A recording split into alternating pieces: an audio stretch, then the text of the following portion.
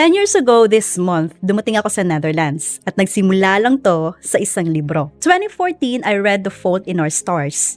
Pinanood ko pa yun sa sine eh. Doon ko unang nakita ang Amsterdam. Hindi ko nga alam dati na capital pala siya ng the Netherlands eh. Most Pinoys know Eiffel Tower in Paris. Alam mo ako, na-inlove ako sa canals ng Amsterdam. Then one day, nasa Amsterdam na ako. Binisita ko yung mga lugar na nakita ko sa movie, like the Anne Frank House, the Rijksmuseum Passageway, at saka yung famous bench na located sa Herengracht at Leidsegracht. Yun yung bench kung saan nagyakapan sila at sinabi ni Augustus kay Hazel yung big news niya. Alam mo ba yon?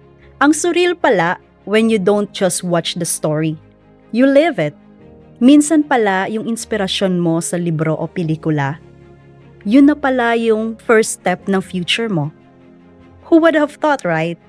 Grabe ang bilis. 10 years ago na pala yun, February 29, 2016, nung unang dumating ako sa the Netherlands.